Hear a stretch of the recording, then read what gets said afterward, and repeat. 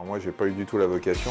Mon objectif, c'était d'être journaliste, de raconter, de m'intéresser aux choses et de raconter ce qui se passait. Passeur d'émotions, passeur de larmes, passeur de sourires et de rires. L'histoire, ce sont aussi des sentiments, des émotions. Passionné, je voulais faire des livres. Le comédien est quelqu'un qui raconte qui il est. Bonjour, depuis des siècles elle intrigue par sa discrétion. Mais que sont donc venus faire Mozart, Washington, Roosevelt, Voltaire ou bien encore Churchill en maçonnerie? En France, il n'y a qu'une seule obédience dite régulière, qu'une seule obédience qui croit au grand architecte de l'univers. C'est la Grande Loge nationale française, à leur rencontre avec son grand maître, Jean-Pierre Servel. Bonjour Jean-Pierre Servel. Comment découper un cercle en 5 parties égales, c'est le secret des bâtisseurs de cathédrales, et c'est aussi peut-être l'un des premiers secrets des maçons. À l'époque, c'était les francs-métiers qui étaient l'ancêtre aujourd'hui des francs-maçons.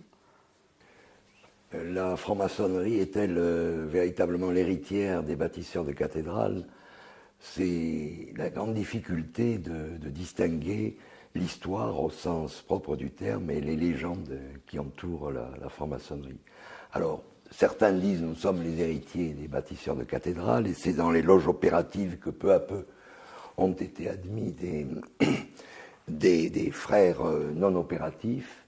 Et puis il y a une autre conception qui est peut-être plus proche de la vérité, selon laquelle la maçonnerie serait née dans des sortes de clubs anglais. La maçonnerie spéculative, celle d'aujourd'hui, serait née dans des clubs anglais et aurait reconstruit à la fin du XVIIe siècle et aurait reconstruit ensuite cette belle histoire de l'héritage des bâtisseurs de cathédrales. Oui.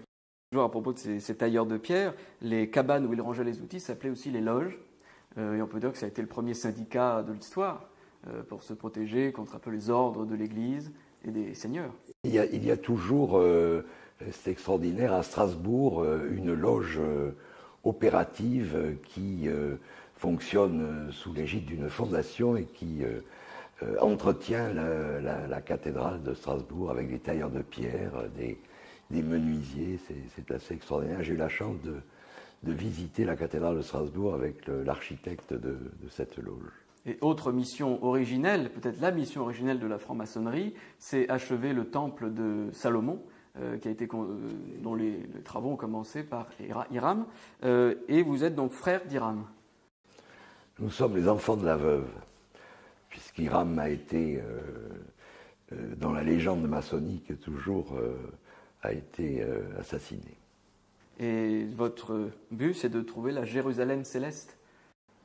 C'est le but ultime, du moins dans certains rites, oui. Reposer donc à l'Orient éternel, c'est ce qui figure sur certains... Non, mais ça, nous irons tous, nous l'espérons, à l'Orient éternel. Quel lien, ça c'est dans la mythologie, avec les Templiers? Quand on parle de rites initiatiques, on s'imagine alors blasphémer, toutes ces choses-là. Les Templiers, ils vous ont protégé à un moment? Peut-être ont-ils protégé la franc-maçonnerie opérative, mais j'ai peur malheureusement qu'il n'y ait aucun lien historique, là encore, entre les Templiers et la franc-maçonnerie spéculative, qui se nourrit, là encore, souvent de légendes. Alors la GLNF, que vous présidez, est la seule loge, disons, maçonniquement correcte, qui est donc reconnue par la loge d'Angleterre. La seule... Non ? Le mot correct ne me convient pas parce qu'il donne des autres obédiences françaises notamment un aspect qui ne me convient pas du tout. Nous sommes ce que l'on appelle la franc-maçonnerie régulière et nous représentons la franc-maçonnerie régulière, ce qui veut tout simplement dire que nous sommes attachés à une règle qui a une grande valeur sur le plan international et qui permet à peu près 200 grandes loges de se reconnaître à l'échelle de la planète. Vous êtes la seule loge française où il est nécessaire, pour y entrer, de croire en Dieu, en Dieu, et donc au grand architecte de l'univers. Oui, le grand architecte de l'univers, pour nous, c'est Dieu. Et lors des tenues, les planches, vos réflexions portent surtout sur la spiritualité, plus que dans les autres obédiences? C'est-à-dire que par définition, et cela fait partie de la règle que j'évoquais il y a un instant, nous n'avons en loge aucune discussion politique ou religieuse. Donc pour nous parlons de symbolisme, d'histoire, dans le but d'une élévation spirituelle. Et alors, on rebondit un peu sur le côté sciences occultes, mais évidemment, parce que la discrétion de la franc-maçonnerie fait qu'on se pose beaucoup de questions. Quel est votre positionnement sur le mysticisme, sur l'occultisme, sur toutes ces choses, disons ces messes noires, un petit peu ça, la franc-maçonnerie? Non, il n'y a pas de messe noire, je peux vous l'assurer, en franc-maçonnerie. Ensuite, là encore, la franc-maçonnerie, certains rites maçonniques se sont nourris d'occultisme ou de certains courants philosophiques, mais ce n'est pas l'objet de la franc-maçonnerie de faire de l'occultisme à l'état pur. Alors, moi par exemple, je veux devenir franc-maçon demain. Alors, quel profil dois-je avoir? Quel parcours dois-je accomplir? Mais vous avez la chance d'être avec le grand maître de la Grande Loge nationale française, alors vous m'en parlerez tout à l'heure, on en discutera, mais la première question que je vous poserai, évidemment, c'est croyez-vous en Dieu? Croyez-vous en Dieu?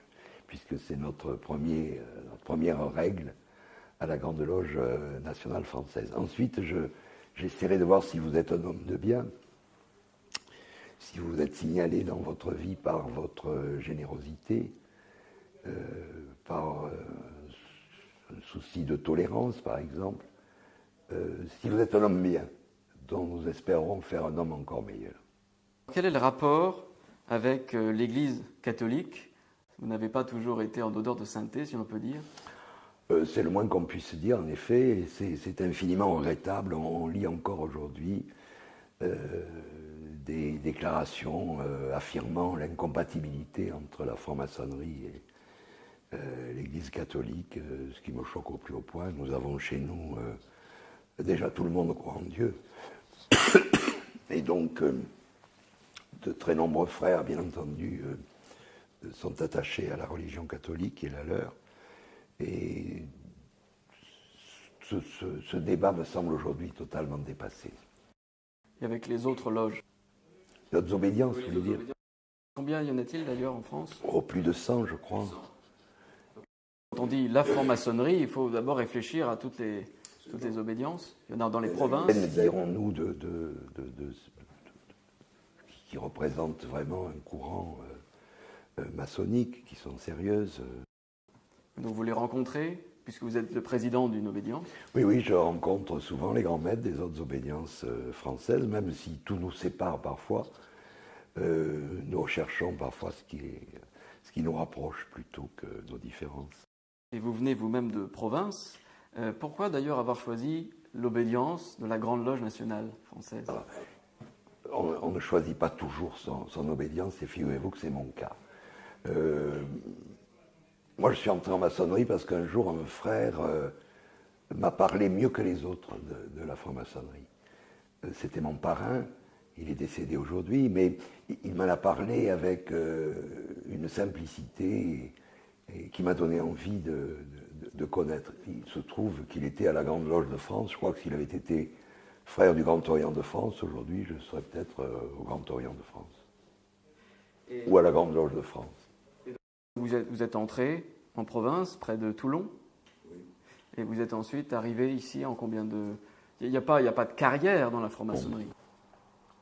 Il y a des échelons que l'on franchit petit à petit et qui ne prédestinent pas forcément à la grande maîtrise. J'ai été grand maître provincial dans ma province du Sud, la province de Provence. Puis j'ai été grand orateur de la Grande Loge nationale française, et puis enfin j'ai été élu grand maître. Et on peut garder sa profession quand on occupe de telles fonctions? Ça me paraît difficile. Moi-même j'étais avocat et maître de conférence, et j'ai arrêté ces deux activités le jour de mon élection. Et quelle profession rencontre-t-on souvent, le plus souvent, dans cette obédience-ci? On pense aux avocats. Il y en a beaucoup d'avocats, il y en a même certainement trop, mais c'est dû au fait que les avocats sont une des rares professions où nous nous côtoyons tous les jours. Et comme la maçonnerie fonctionne sur un système de parrainage, nous avons tout loisir pour juger nos confrères, apprécier leur qualité. Au bout de quelques années, nous connaissons parfaitement nos confrères. C'est peut-être pour ça que il y a autant d'avocats. Dieu merci, ils n'occupent pas toutes les colonnes, mais il y en a pas mal, oui. Comme dans toute organisation, les partis politiques, les universités, il y a parfois des affaires qui ternissent l'image. Quelles sont les mesures que vous avez prises, vous, en tant que président, pour lutter contre, disons, ce qu'on peut appeler les combines et toutes ces choses? Nous avons une règle d'or, qui résulte d'ailleurs de notre règlement général. Lorsqu'un de nos frères est impliqué dans une affaire pénale, qui met en cause l'honneur et la probité, pas forcément un excès de vitesse ou une construction sans permis de construire, mais une affaire pénale d'escroquerie ou voire une affaire plus grave, nous suspendons immédiatement les frères par une mesure conservatoire qui conduit une procédure disciplinaire, voire à l'exclusion de ce frère. Et vous avez aussi, des choses qui ternissent et des choses qui améliorent, par exemple la fondation de la GLNF. Alors, il y a 80 projets en 10 ans sur 4 continents. Oui, nous essayons également de faire le bien autour de nous.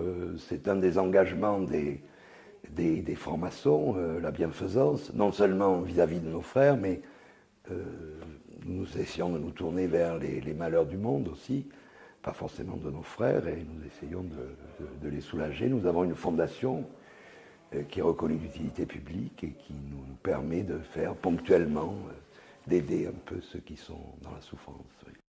Et aujourd'hui, en juin 2015, quelle est la cause qui vous semble la plus pressante? Qu'est-ce qui retient toute votre énergie, toute votre attention aujourd'hui? Il y a tellement de malheurs dans le monde qu'il est difficile de se polariser sur un sujet particulier. Moi, j'ai une idée qui me hante et que je vais d'ailleurs mettre en partie en pratique. On nous appelle les fils de la lumière et j'aimerais que notre fondation, pour une partie de sa bienfaisance, se consacre aux enfants aveugles. Parce que nous sommes les fils de la lumière. Merci beaucoup Jean-Pierre Servel. Merci.